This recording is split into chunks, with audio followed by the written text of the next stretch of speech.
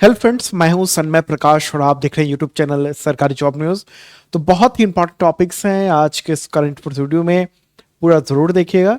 शुरू करते हैं दोस्तों, और एक बहुत ही इंपॉर्टेंट इन्फॉर्मेशन आपको देना चाहता हूं। इन्फॉर्मेशन ये है कि पिछले 16 महीने का करंट अफेयर्स महा मैराथन आ रहा है। कब आ रहा है? तो 21 अप्रैल की सुबह 9 बजे से शुरू होगा और रात को 9 बजे तक ये लगातार चलेगा, 12 घंटे। और इसमें जनवरी 2025 से लेकर और अप्रैल 2026 तक के टोटल करंट अफेयर्स आपको दिए जाएंगे, क्योंकि अभी कई सारे एग्जामिनेशंस आने वाले हैं। रेलवे एनटीपीसी है, एसएससी जीडी हो गया, 72वीं बीपीएससी है, यूपीएससी प्रीलिम्स एग्जामिनेशन है और भी कई सारे एग्जामिनेशन है। तो सब में काम आने वाला है, क्योंकि क्वेश्चंस तो खूब टकराते हैं हमारे। ठीक है, तो याद रखिएगा 21 अप्रैल की सुबह 9 बजे से रात 9 बजे तक बिल्कुल अपना डेटा पैक रिचार्ज करवा कर रखिएगा और लगातार हम लोग इस पर चर्चा करेंगे। ठीक है, फटाफट इसके पीडीएफ वगैरह सब कुछ मिलेंगे आपको। तो शुरू करते हैं दोस्तों, और पहला इंपॉर्टेंट क्वेश्चन आज का, 131वां संविधान संशोधन विधेयक को पारित करने के लिए किस तरह के बहुमत की आवश्यकता थी, जिसके अभाव में लोकसभा में यह खारिज हो गया, यानी पास नहीं हो सका। आंसर क्या होगा इसमें से? इस तरह के सवाल पूछे जाते हैं। आंसर होगा विशेष बहुमत, यानी जो टोटल सीट्स हैं लोकसभा में उसका कम से कम 50% तो रहने चाहिए। ठीक है, प्लस जो भी उपस्थित हैं उसका 2/3 बहुमत होना चाहिए। ठीक है, और महत्वपूर्ण बात यह है कि यह विधेयक चूंकि राज्यों के प्रतिनिधियों को प्रभावित करता था, वहां के लोकसभा विधानसभा क्षेत्रों को, इसलिए दूसरे चरण में कम से कम आधे से अधिक राज्यों की विधानसभाओं से भी अनुमति आवश्यक थी। ठीक है, तो थोड़ा आगे डिटेल बात करेंगे। ओके, तो देखिए क्या है मामला। परिसीमन और महिला आरक्षण से जुड़ा हुआ था 131वां संविधान संशोधन विधेयक, ये लोकसभा में गिर गया। ओके, और बिल के पक्ष में 298 और विपक्ष में 230 वोट्स पड़े। लोकसभा में टोटल कितने सांसदों ने वोट किया? तो 489 सांसदों ने वोट किया है। चूंकि ये संविधान संशोधन बिल था, इसलिए इसको पास करने के लिए नॉर्मल मतलब केवल 50% से अधिक वोट की जरूरत नहीं थी, बल्कि 2/3 मेजोरिटी की जरूरत थी। ओके, तो जो उपस्थित सांसद थे 489, उसका 2/3 होता है 326, इतने वोट चाहिए थी। लेकिन पक्ष में सिर्फ 298 ही वोट पड़े और इस तरह से ये लोकसभा में ही खारिज हो गया। और आप देखिए कि पिछले 12 साल में जो प्राइम मिनिस्टर नरेंद्र मोदी की जो सरकार है, जब से वो प्रधानमंत्री बने हैं उसके बाद से लगभग 12 साल हुए, तब से ही पहला मौका है जब इस मतलब सदन में या संसद में कोई बिल पास नहीं करवा पाई ये सरकार। ठीक है, और इससे पहले ही सरकार को हालांकि पता था कि उसके पास 2/3 बहुमत नहीं है और वो इसको पारित नहीं कर पाएगी और गिर जाएगा। ठीक है, इसलिए उन्होंने कहना शुरू कर दिया था संसद में ही कि महिलाएं, देश की महिलाएं देख रही हैं, राह में रो रहा कौन है, ये सब कुछ। 21 घंटे की चर्चा हुई और महत्वपूर्ण बात यह है कि टोटल 3 बिल थे। तो पहला ही बिल वो था कौन सा? 131वां संविधान संशोधन विधेयक। तो ये जैसे ही पारित नहीं हुआ ना, तो बाकी जो 2 बिल थे वो सरकार ने सदन के पटल पर रखने से ही इनकार कर दिया। कौन कौन से 2 और बिल थे? तो परिसीमन संशोधन विधेयक, डिलिमिटेशन, यानी लोकसभा और विधानसभाओं के जो क्षेत्र हैं उसका मतलब फिर से सीमांकन होता कि कहां से कितना जो है वो लोकसभा सीटें कितनी हैं। ओके, कहां कहां कितने क्षेत्र में हो सकती है। दूसरा है केंद्र शासित प्रदेश कानून संशोधन विधेयक। तो यहां भी यानी पुदुचेरी, दिल्ली, जम्मू कश्मीर, लद्दाख, इन सब क्षेत्रों में संशोधन होता उसको लेकर। ठीक है, तो एक महत्वपूर्ण बात यह है। अब सवाल हम मूल मुद्दे पर आते हैं कि 131वां संविधान संशोधन बिल क्या था जो खारिज हो गया।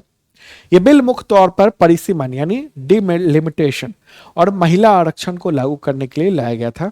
इसके 2 मुख्य उद्देश्य थे। दो मुख्य उद्देश्य में पहला क्या है, लोकसभा की सीटों में भारी बढ़ोतरी करना।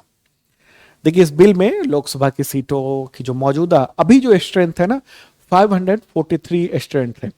ओके, तो इसको बढ़ाकर कितना करने का प्रावधान था, ये 850। ओके, तो ये था। और इसमें अगर राज्यों में कहें तो 815 राज्यों में और 35 सीटें केंद्र शासित प्रदेशों में होनी थी। ओके, पहला मुद्दा ये था इसमें। दूसरी बात ये थी महिला आरक्षण का, ये उसके समय को लेकर।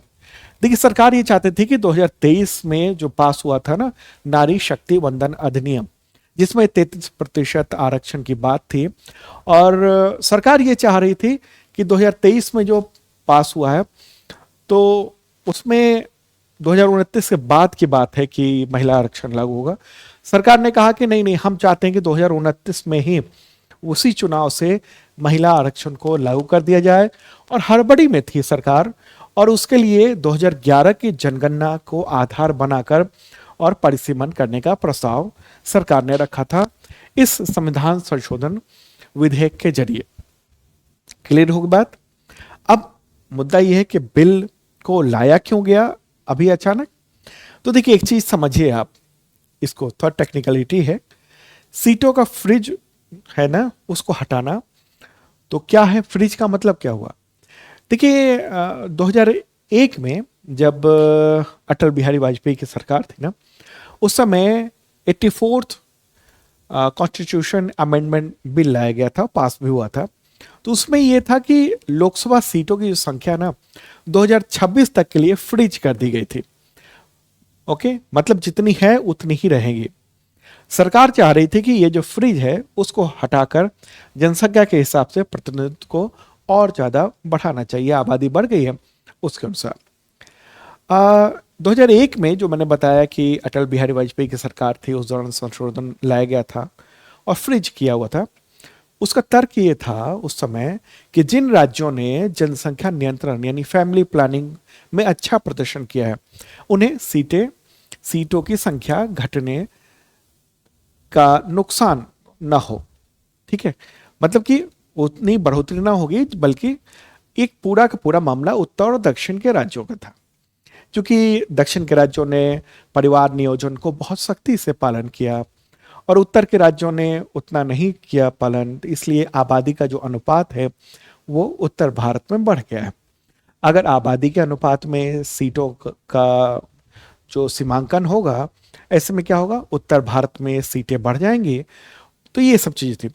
और आपको बताऊं कि ये जो है ना, इसको पहली बार जो फ्रीज किया गया था इंदिरा गांधी की सरकार में 42nd कॉन्स्टिट्यूशन अमेंडमेंट बिल लाया गया था 1976 के जरिए, तो उस समय फ्रीज कर दिया गया था। ओके, और यही था कि 1971 की जो जनगणना थी उसके आधार पे ही जो डीलिमिटेशन है, यानी जो चीजें हैं, मतलब लोकसभा के क्षेत्र का जो डिलिमिटेशन होगा वो उसी के आधार पर होगा, 1971 के आधार पर। ठीक है, क्योंकि उत्तर और दक्षिण के राज्यों में विवाद बढ़ता जा रहा था, तो इस वजह से सरकार ने, इंदिरा गांधी की सरकार ने किया था। बाद में फिर उसको अटल बिहारी वाजपेयी की सरकार ने भी उसको फ्रीज कर दिया था। यहां तक समझ गए आप। अब देखिए दूसरी और क्या बात है। दूसरी बात यह है कि महिला आरक्षण को जल्दी से सरकार लागू करना चाहती थी। अब पिछला कानून जो था 2023 में जो था, इसके अलावा जो अटल बिहारी वाजपेयी के समय में जो संविधान संशोधन हुआ था उसमें यह था कि आरक्षण नई जनगणना के बाद ही लागू होगा। और नई जनगणना अभी 2027 वाली है, जो अभी चल रही है, शुरू हो चुकी है।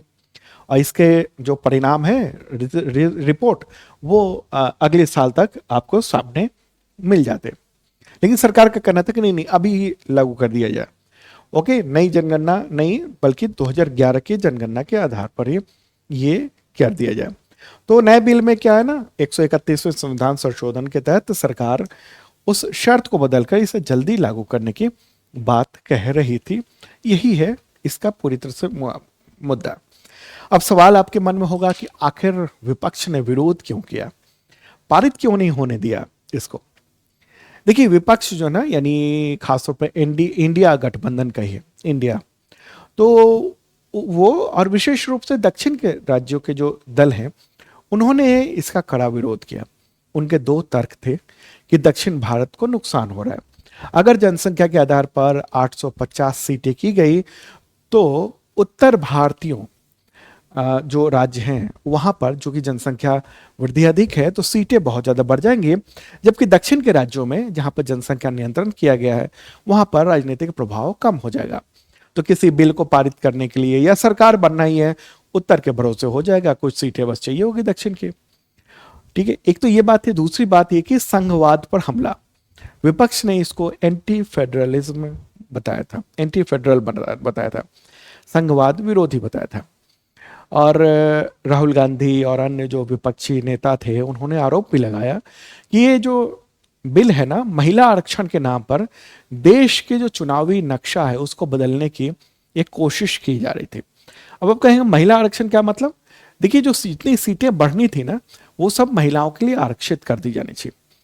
ओके, अब एक और बात कि सरकार ये कह रही है ना मीडिया में कि हम तो केवल 50 मतलब जितनी सीटें हैं उसका 50% ये बढ़ाने की बात कर रहे हैं, लेकिन इस संशोधन बिल में कोई भी इसका प्रावधान लिखा हुआ नहीं था। ठीक है, कि हम अनुपात उतना ही रहेगा जितना दक्षिण में है अभी, जितना उत्तर में है अभी, उसी अनुपात में इसकी बढ़ोतरी की जाएगी, लेकिन उस बिल में नहीं लिखा हुआ था। इस पर चर्चा भी हुई। फिर जो गृह मंत्री अमित शाह, उन्होंने कहा कि अगर आप लोग इसको पास कराने को के लिए सहमत हैं, अगर आप पक्ष में वोटिंग देना चाहते हैं, विपक्षियों को कहा, तो फिर इसमें संशोधन कर देते हैं हम, और जो 50% वाला जो बात है कि जितनी सीटें हैं उसकी 50% और ही बढ़ेंगी, ये बात हम उत्तर और दक्षिण राज्यों के लिए लिख देते हैं। लेकिन फिर तमाम सांसदों ने ये कहा कि भाई आपकी बात हम समझते हैं, विपक्ष ने कहा, और ये जो आपकी जो सोच है इसको हम अभी पूरा नहीं करने देंगे। ओके, अब सवाल यहाँ पर एक जो आप एग्जामिनेशन के पॉइंट ऑफ व्यू से क्या हो सकता है, यहाँ पर चर्चा हो गई अनुच्छेद 368 के 368 आर्टिकल। देखिए संविधान के इस अनुच्छेद के तहत किसी भी संवैधानिक संशोधन बिल को पास करने के लिए विशेष बहुमत की आवश्यकता होती है, और इसके दो चरण होते हैं विशेष बहुमत में। देखिए कई तरह के बहुमत होते हैं, जैसे कि क्वेश्चंस में, जो क्वेश्चन में मैंने बताया था ना, एक बार दिखाई देते हैं। हाँ, एक तो देख लीजिए पूर्ण बहुमत होता है। पूर्ण बहुमत का क्या मतलब हुआ? मतलब कि जितनी सीटें हैं टोटल के टोटल उसका 50% से ज्यादा। जब भी नई सरकार का गठन होता है ना, उस समय सरकार को ये साबित करना होता है कि हमारे पास बहुमत है।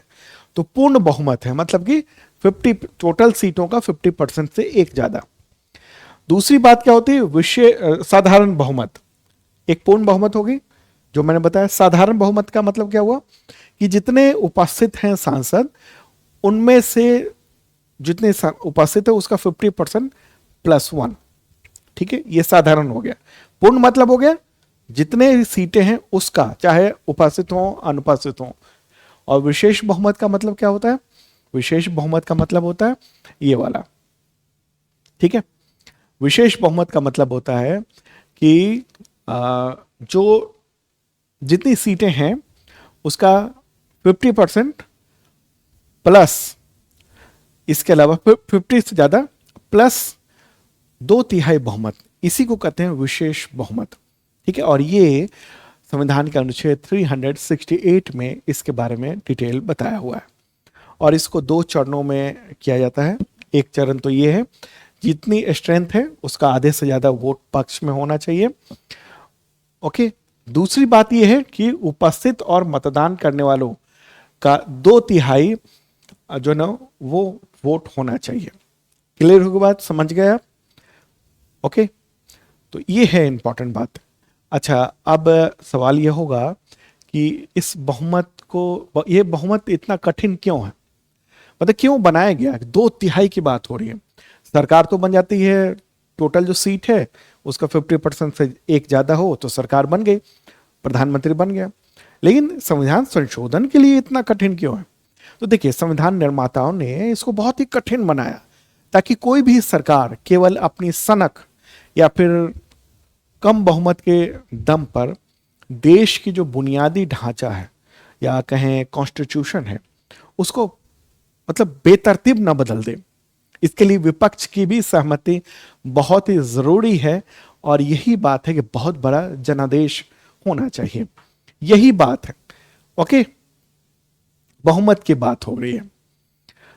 साधारण बहुमत विशेष बहुमत में ये फर्क जो है वो भी मैंने अभी अभी बताया, वो यहां पर पॉइंट दिया हुआ है। ओके, तो बहुमत कई प्रकार के होते हैं। साधारण बहुमत मतलब कि नए राज्य बनाना, सामान्य कानून बनाना, उसमें उपस्थित किया फिर 50% +1 से हो जाता है। विशेष बहुमत मतलब जैसे संविधान संशोधन करना हो, जजों को हटाना हो, इम्पीचमेंट करना हो, तो कुल का 50% प्लस जो भी उपस्थित हैं उसका 2/3 बहुमत होना चाहिए।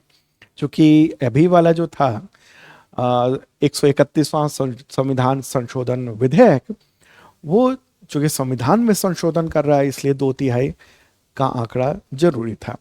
तो सरकार जो है ना वो 2/3 का आंकड़ा पूरा नहीं जुटा पाई। 131वां जो बिल है इसलिए गिर गया क्योंकि सरकार जो है ना वो वहां पर उपस्थित और मतदान करने वाले जो सांसद थे, जो लोकसभा सदस्य थे, उसका 2/3 का आंकड़ा नहीं पूरा कर पाई है। ठीक है, तो यह है एक इंपॉर्टेंट, बहुत ही महत्वपूर्ण बात। भले ही सरकार के पास 298 वोट थे, जो कि मतलब सामान्य बहुमत की बात करेंगे 272, उसके आंकड़े से ज्यादा थे, लेकिन विशेष बहुमत की नजर से अगर देखिए तो 489 की उपस्थिति के हिसाब से अगर देखिए, जितनी उपस्थिति थी, सीटें तो ज्यादा है लेकिन उपस्थिति थी 489, तो इस हिसाब से 326 वोट चाहिए थे। और ये जो संसदीय गणित है ना, इसको अमित शाह जो गृह मंत्री हैं वो भांप लिया था उन्होंने, और इसीलिए उन्होंने कहा था कि जिम्मेदारी विपक्ष की है, और ये बातें कही कि महिला आरक्षण वगैरह ये सब होना चाहिए। ओके, अब सवाल यहां पर होगा कि ये जो महिला आरक्षण की बात की जा रही है, ये जो यहाँ पर पूरा का पूरा जो संसद में ये जो बिल पेश किया गया था और महिला आरक्षण की बात थी, तो महिला आरक्षण से संबंधित तो 2023 में भी तो एक बिल पारित हुआ था, उसका नाम क्या था? नारी शक्ति वंदन अधिनियम 2023। तो उसमें और संविधान संशोधन बिल में क्या फर्क है?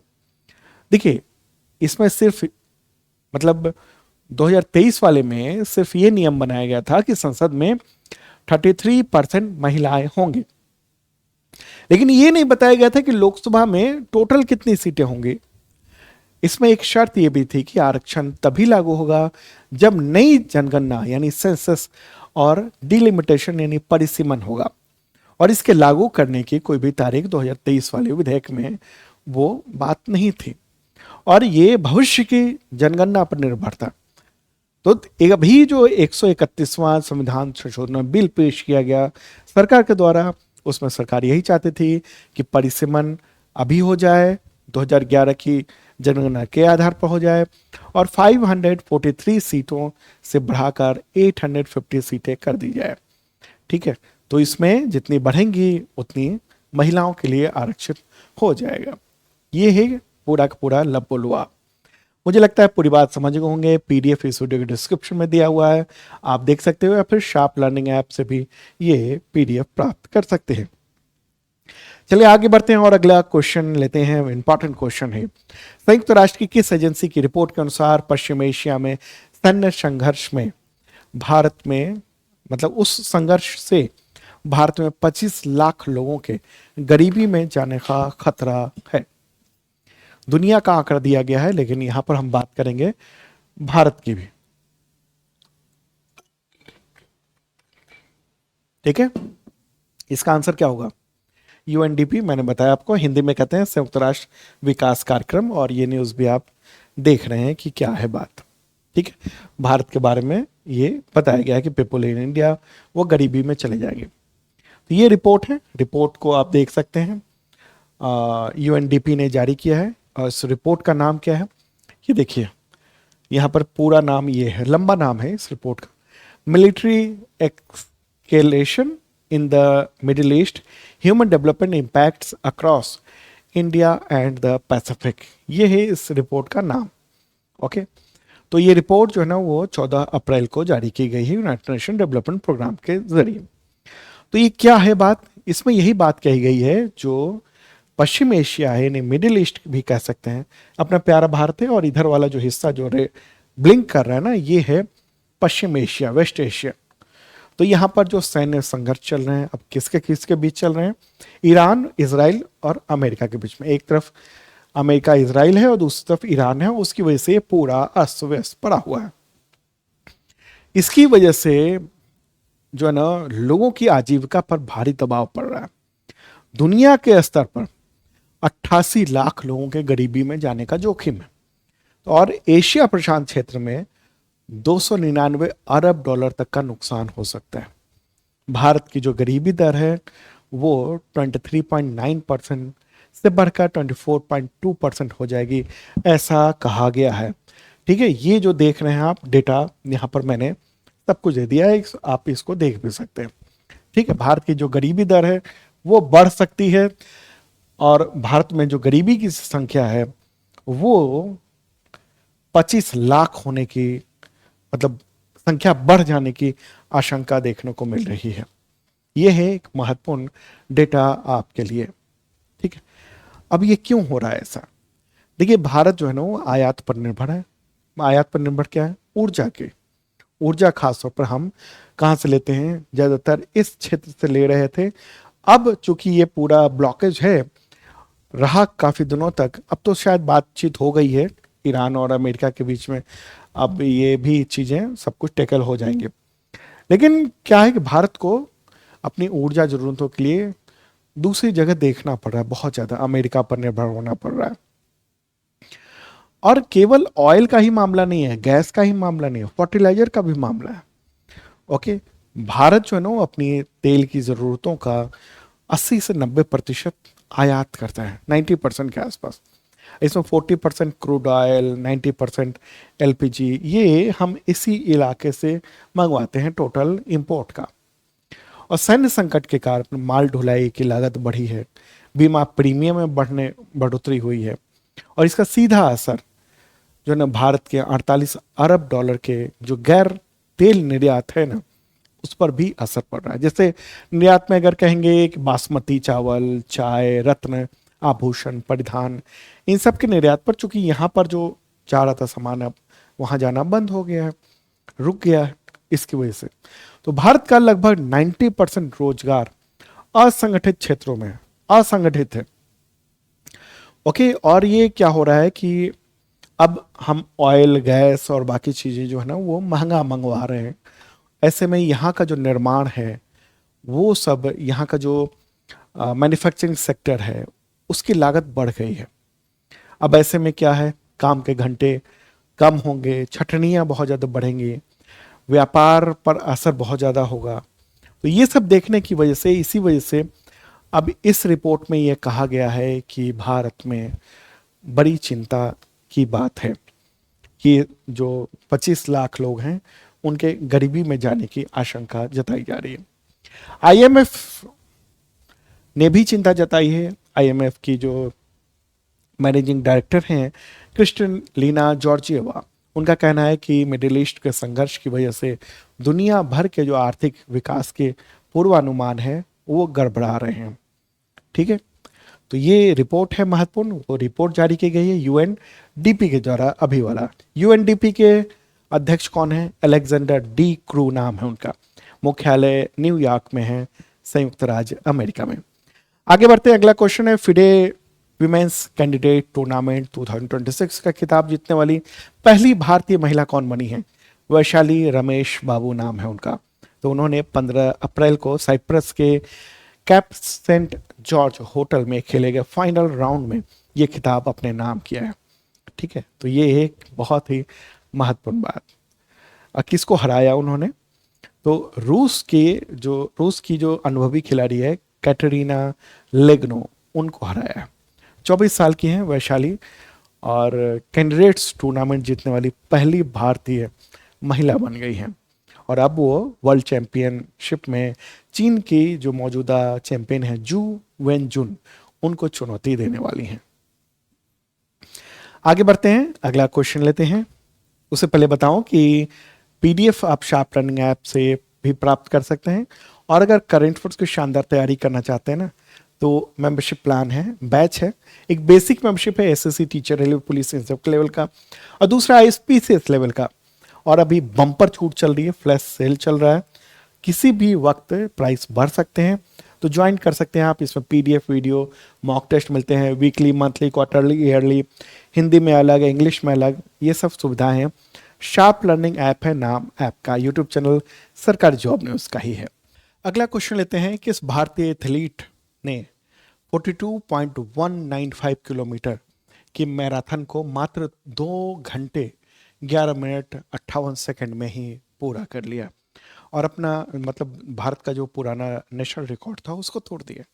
आंसर का सावन बरवाल नाम है इनका, और ये भारतीय सेना में है, और बंगाल इंजीनियरिंग ग्रुप में है, ठीक है। और इनको 501 द ओनली वन इस नाम से जाना जाता है। तो कहाँ पर इन्होंने ये नया रिकॉर्ड बनाया है? नीदरलैंड में आयोजित हुआ था एक फुल मैराथन 42.195 किलोमीटर का, और इन्होंने मात्र इतने 2 घंटे 11 मिनट 58 सेकंड में ये जो है ना वो रिकॉर्ड बनाया है। इसके साथ ही उन्होंने क्या किया, 1978 में जो महान एथलीट शिवनाथ सिंह, उनके द्वारा जो बनाया गया रिकॉर्ड था ना, उसको तोड़ दिया इन्होंने, ठीक है। तो नीदरलैंड में जाकर इंडियन रिकॉर्ड तोड़ा है, दुनिया का रिकॉर्ड नहीं तोड़ा है। अगला क्वेश्चन, हिमाचल प्रदेश दिवस कब मनाया जाता है? स्थापना दिवस 15 अप्रैल को मनाया जाता है। दरअसल 15 अप्रैल 1948 को हिमाचल प्रदेश को आधिकारिक तौर पर चीफ कमिश्नर प्रांत के रूप में गठित किया गया था। ओके, तो ये है एक महत्वपूर्ण बात। और आज़ादी मिलने के लगभग 28 से, मतलब आज़ादी मिलने के बाद क्या हुआ, 28 से 30 छोटी रियासतें वहाँ तो थी, जिनमें चंबा, मंडी, सिरमौर ये सब थी, तो उन सबको मिलाकर प्रशासनिक इकाई का गठन किया गया था। 1950 में हिमाचल प्रदेश को केंद्र शासित प्रदेश बनाया गया। फिर 25 जनवरी 1971 को हिमाचल प्रदेश को पूर्ण राज्य का दर्जा भी मिल गया था। अभी मुख्यमंत्री कौन है वहाँ के, जरा कमेंट बॉक्स में आप बताइएगा, देखते हैं कितने लोग बता पाते हैं। अगला क्वेश्चन लेते हैं हम लोग। भारत में मार्च 2026 में खुदरा महंगाई दर कितनी रही? 3.4% रही है। देखिए, महंगाई दर बढ़ी है। पश्चिम एशिया में जो चल रहा जो संकट है, युद्ध, उसकी वजह से खाद्य पदार्थों की कीमतों में वृद्धि देखने को मिली है मार्च में। ओके, और ये बढ़ोतरी जो है ना वो कितनी हो गई है? 3.4% हो गई है, जबकि पिछले महीने, उससे पहले के महीने में यानी फरवरी में ये 3.21% थी, ठीक है। तो मार्च के महीने में खासतौर पर सोना, चांदी, आभूषण, नारियल, टमाटर, फूल गोभी, इन सब की कीमतों में भारी भारी बढ़ोतरी देखी गई है। ओके, और आपको पता होना चाहिए कि जो खुदरा महंगाई दर है वो कैसे जारी होता है? सीपीआई के जरिए जारी होता है, यानी कंज्यूमर प्राइस इंडेक्स के जरिए जारी होता है। और इसका आधार वर्ष अभी कुछ वक्त पहले ही बदला गया था, और ठीक है, नया जो बेस ईयर है वो 2024 है इसका, ठीक है। और कौन जारी करता है खुदरा महंगाई दर? एनएसओ जारी करता है, नेशनल स्टैटिस्टिकल ऑफिस, यानी हिंदी में कहेंगे राष्ट्रीय सांख्यिकी कार्यालय। और ये ministry of statistics and programme implementation, उसके अंतर्गत ये ऑफिस आता है। कैसे तय होती है खुदरा महंगाई दर? तो देखिए, कंज्यूमर प्राइस इंडेक्स होता है, उसमें खाद्य पदार्थ, फल, कपड़े, जूते, घर, ईंधन, बिजली, लैपटॉप, मोबाइल, इन सब की जो चीज़ें हैं, यहाँ तक कि आप इंटरनेट जो इस्तेमाल करते हैं, मोबाइल रिचार्ज करते हैं, इन सब चीज़ों की गणना की जाती है। मतलब ऐसे वो सब सामान जो एक कंज्यूमर के तौर पर आप परचेज करते हैं, तो उसकी महंगाई उससे पहले कितनी थी और अब कितनी है, ठीक है, उसके आधार पर इसको तय किया जाता है। एक साल पहले उस मंथ कितनी थी और अभी कितनी है। अच्छा, कई बार ये सवाल पूछा जाता है कि आरबीआई के द्वारा महंगाई की एक लिमिट जो तय की हुई है वो कितनी है, तो वो है 4% सीपीआई के जरिए।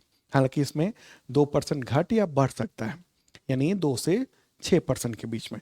तो ये कहा जा रहा है कि ये जो महंगाई है ना वो मतलब कि लिमिट में है, दायरे में ही देखने को मिल रही है, थोड़ी बढ़ी है लेकिन फिर भी। अगला क्वेश्चन है, मार्च 2026 में थोक महंगाई दर कितनी रही है? 3.88%। ये होलसेल प्राइस इंडेक्स के जरिए ये जारी होता है। और ये न्यूज़ भी आप देख रहे हैं कि इन्फ्लेशन जो है ना रेज हुआ है, यानी बढ़ा है। ठीक है, क्यों बढ़ा है? पश्चिम एशिया संकट की वजह से। ये चूंकि थोक है तो यहाँ पर आपको पता है कि ईंधन की कीमतों में बढ़ोतरी हुई है थोक मामले में, खुदरे में नहीं है। खुदरा में तो रेट वही है। हाँ, चुनाव के बाद जो भी कई राज्यों के चुनाव हैं उसके बाद हो सकता है बढ़ जाए, ऐसी खबरें आई हैं। लेकिन जो थोक में है, यानी जो वहाँ से आ रहा है, रूस से, अमेरिका से या ओमान से, कुछ ईरान से भी मंगवाया हम लोगों ने, तो उसकी बढ़ोतरी हुई है। तो इसलिए मुद्रास्फीति में भी थोक में बढ़ोतरी देखने को मिली है। यहाँ थोक का मतलब क्या हुआ? आप जिससे सामान लेते हैं वो जहाँ से सामान लेता है थोक से लेता है। इसके अलावा इंडस्ट्री कहाँ से लेती है? थोक से लेती है। वो सब में कितनी महंगाई है उसके आधार पर यह तय किया जाता है। ठीक है, तो देखिए क्रूड पेट्रोलियम में 51.57% रेट बढ़ गया है थोक में। ठीक है, तिलहन में 22.81% बढ़ गया है। अंडे, मीट, मछली, इन सब में थोक में आप देख रहे हैं 6.63% है। और ये जब थोक महंगाई बढ़ती है ना तो कुछ वक्त के बाद खुदरा महंगाई दर में उसका असर साफ देखने को मिलता है। अच्छा, थोक महंगाई दर की रिपोर्ट कौन जारी करता है? DPIIT जारी करता है। ठीक है, department for promotion of industry and internal trade. ठीक है, और ये ministry of commerce and industry के अंतर्गत आता है। अगला क्वेश्चन है, विश्व कला दिवस कब मनाया जाता है? तो वो है 15 अप्रैल को। और थीम क्या है इस बार की? अभिव्यक्ति का उद्यान, कला के माध्यम से समुदाय का पोषण। और ये जो दिवस है वो यूनेस्को के द्वारा घोषित किया हुआ है। अगला क्वेश्चन, विश्व आवास दिवस कब मनाया जाता है? 16 अप्रैल को मनाया जाता है, वर्ल्ड वॉइस डे। ठीक है, ये इसकी शुरुआत हुई थी ब्राज़ील में, उसके बाद पूरी दुनिया में ये दिवस मनाया जाता है। अगला क्वेश्चन है, मार्क मोबियस। तो ये 15 अप्रैल 2026 को इनका निधन हो गया। तो क्यों जाने जाते थे? तो वैश्विक निवेशक के तौर पर वो जाने जाते थे, काफ़ी पॉपुलर थे। 89 ईयर के थे, सिंगापुर में रहते थे। और उनकी जो सोच थी ना निवेश को लेकर, उसकी वजह से काफ़ी पॉपुलर हुए थे वो। ओके, तो इस वजह से। तो दोस्तों ये था इंपॉर्टेंट करंट अफेयर्स। और हाँ, आप बिल्कुल ध्यान रखना कि 16 महीने का मैराथन आ रहा है। देखिए इसकी तैयारी भी चल रही है। आपको मैं करंट अफेयर्स तो डेली वाला दे रहा हूँ, लेकिन बैकग्राउंड में उसकी भी तैयारी चल रही है बहुत तेज़ी से। 16 महीने का है। 21 अप्रैल को ये मैराथन आएगा। सुबह 9 बजे से लेकर रात 9 बजे तक तैयार रहिएगा। और इससे इस वीडियो के बाद या इस पीडीएफ के बाद मुझे नहीं लगता है कि कोई क्वेश्चन आपका छूटना चाहिए। मुझे ऐसी उम्मीद है, जिससे कि तमाम एग्जामिनेशन में क्वेश्चंस खूब टकरा रहे हैं। तो ये याद रखिएगा, नॉन स्टॉप है, करीब 1600 MCQ या उससे ज़्यादा ही है, उसको छांट लिया गया है। और फिर उस पर ये मैराथन होगा, लगातार चलेगा मैराथन। ठीक है, तो मैंने इस वीडियो के डिस्क्रिप्शन में लिंक भी दे दिया है इस वीडियो का, तो रिमाइंडर आप लगा सकते हैं। ओके, और करंट फोर्स के बैचेज हैं, छूट चल रही है, आप ज्वाइन कर सकते हैं उसको।